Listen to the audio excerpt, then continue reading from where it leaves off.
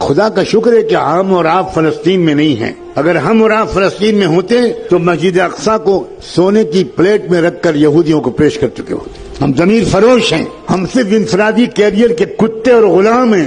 ہم نے اپنا اجتماعی اور قومی مقصد بالکل عرصے سے بلا رکھا ہے. آخری بات کہتا ہوں، اگر اس کے بعد آپ کی آج کی رات کی نیند حرام نہ ہو تو مجھے نہیں معلوم آپ کے اندر ایمان کا ذرہ باقی ہے کہ نہیں.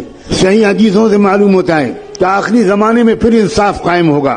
میں اس لیے کہہ رہا ہوں کہ پورے یقین سے کہہ رہا ہوں کہ نظام عالم بدلنے والا ہے. نظم عالم بدلے گا، نیا ورلڈ آرڈر آئے گا، ظلم کا دور ختم ہو کر رہے گا، انصاف کا دور قائم ہو کر رہے گا.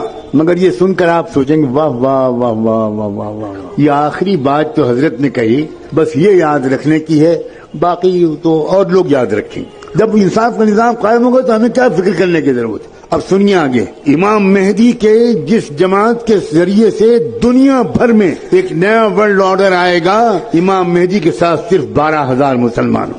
سن رہے ہیں آپ؟ 1 ارب مسلمانوں میں سے 12,000 اللہ تعالیٰ چھانٹے گا. اس کا مطلب یہ ہوا کہ 12,000 کو مائنس کر دیجئے، باقی لوگ اللہ کے نزدیک مسلمان ہی نہیں. یہ ہے کیفیت. ہوش میں آؤ لوگوں، بے ہوشی سے نکلو. اپنی بیویوں کو سمجھاؤ کہ بہت ہو گیا میک اپ، بہت ہو گیا مسخرہ پن. کچھ لمحے کے لیے سیریس گفتگو بھی کرو اپنی فیملی سے. مستقبل اسلام کا ہے، میں قسم کھا کے کہہ رہا ہوں. مستقبل یہودیت کا نہیں ہے، مستقبل صہیونیت کا نہیں ہے، مستقبل برہمنیت کا نہیں ہے، مستقبل اسلام کا ہے.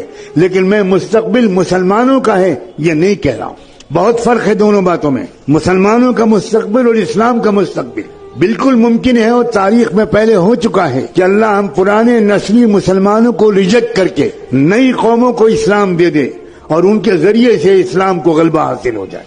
نسلی مسلمان ناکارہ ہو گئے.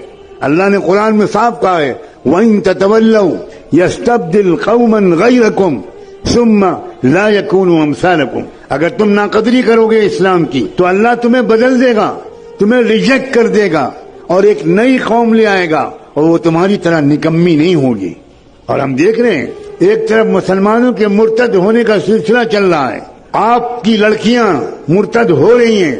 آپ نے جن لڑکیوں کو کالجوں میں بھیجا، ان کو موبائل دیا، ان کی تربیت نہیں کی، ان کے ساتھ نہیں بیٹھے، ان کو اسلام نہیں سمجھایا، ان کو قرآن نہیں سمجھایا، وہ لڑکیاں کیا کر رہی ہیں مجھے بتانے کی کوئی ضرورت نہیں.